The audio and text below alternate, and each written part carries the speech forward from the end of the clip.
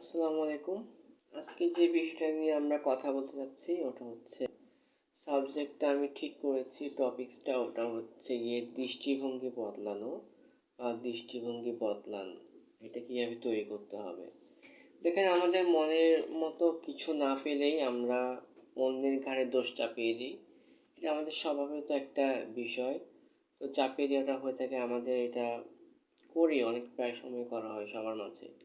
তো যখন যেটা নেহাতই করতে পারি না, তখন আমরা কি করি, ভাগ্যের ঘাড়ে চাপে দোষের একটা ব্যবস্থা করে দিই, মানে দোষটা ভাগ্যের কাছেই দিয়ে দিই, অথবা অন্যকে বলি যেমন আমি মানুষটা ঠিক কিনা, বাকি সবাই ভুল।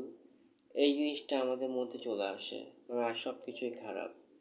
এবং আসলে নেগেটিভ দৃষ্টিভঙ্গির একটা যে ব্ল্যাক সানগ্লাস বা কালো চশমা পরে আমরা থাকি, কোনো কিছুই স্বাভাবিক না, মানে একটা ব্যাপার হয়ে থাকে না এটা। তো আসলে দরকার হচ্ছে আমাদের এই জন্য অন্যের ঘাড়ে দোষ না চাপিয়ে ব্যাপার হচ্ছে দৃষ্টিভঙ্গি বদলানো। নিজের মধ্যে সবসময় পজিটিভ, নিজের মধ্যে সবসময় একটা পজিটিভ অ্যাটিটিউড আনতে হবে। এটা কিন্তু কিভাবে করতে হবে ওই ব্যাপারটা নিয়ে আমি আজকে কথা বলার চেষ্টা করছি। যেমন দোষ নয়, আমরা গুণ খুঁজবো সবসময় একটা মানুষের, এই জিনিসটা খুবই ইম্পর্টেন্ট। যেমন ধরেন, সারাদিন অপরের দোষের খতিয়ান নিয়ে আমরা বসে থাকি, চর্চা করি, দোষ খুঁজতে থাকি গাউজার করে।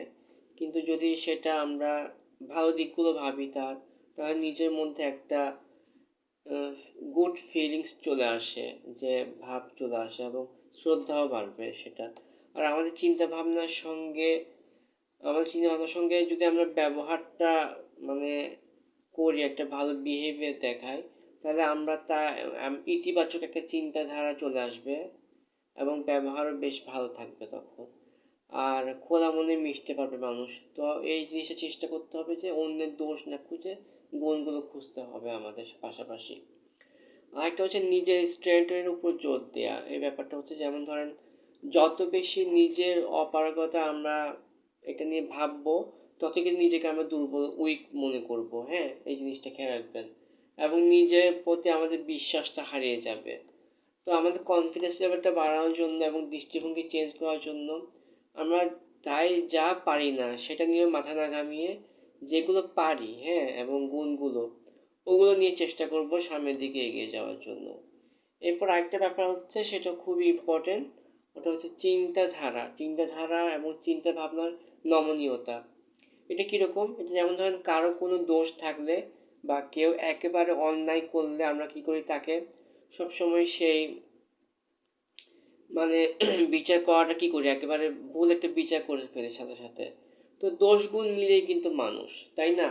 লাইক আই থিঙ্ক, যেটা মনে করি আমি, এক পেশে কোনো কারো কাছে দোষটা না খুঁজে আমরা, হ্যাঁ, নিন্দা না করে আমরা একটা খোলা চোখে একটা গুণের প্রশংসা করতে পারি।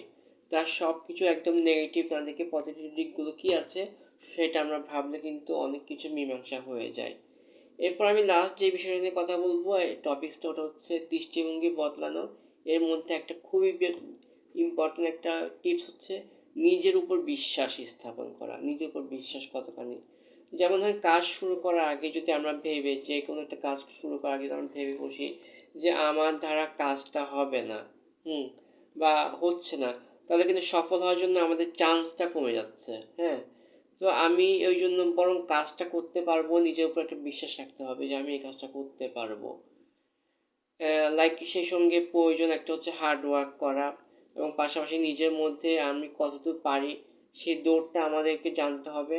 খুব জানা জরুরি যে আমি কতটুকু যেতে পারবো।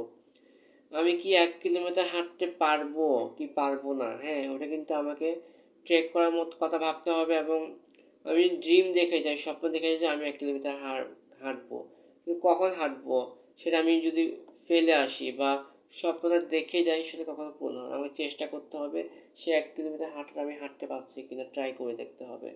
সেটা আমি জাস্ট একটা এক্সাম্পল দিলাম, এভাবে অনেক কিছুই বলা যায়।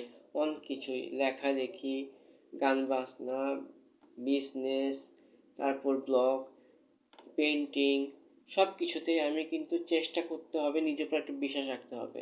আর আমি লাস্টে যে কথাটা বলে শেষ করতে যাচ্ছি ওটা হচ্ছে আমাদের পজিটিভ মাইন্ড, দৃষ্টিভঙ্গি। আসলে আমাদের পজিটিভ দৃষ্টিভঙ্গিটা যদি আমরা এমন একটা মানসিকতার মধ্যে নিয়ে আসি, হ্যাঁ, তো যা আমাদের জীবনের অনেক প্রতিবন্ধকতা, অনেক দূরত্ব আমরা কাটিয়ে ওঠার চেষ্টা করতে পারি এবং হয়ে উঠবে এটা। তো আমরা চেষ্টা করি কেন? আমরা চেষ্টা করব আজ থেকেই আমরা সেই চেষ্টায় লেগে পড়তে পারি। এই কথাগুলো বললাম জাস্ট এর জন্য যে আমাদের মনের মতো কিছু না পেলে আমরা কি করি অন্যের ঘাড়ে দোষ চাপিয়ে দিই। তো এই যে দৃষ্টিভঙ্গিটা এটা বদলাতে হবে। এই দৃষ্টিভঙ্গি বদলানোর বিষয়ে আরো কিছু বিষয় নিয়ে আমি কথা বলবো নেক্সট কিছু এপিসোডে। আজকে যতটুকু পেরেছি সংক্ষিপ্তভাবে চেষ্টা করেছি বলার জন্য।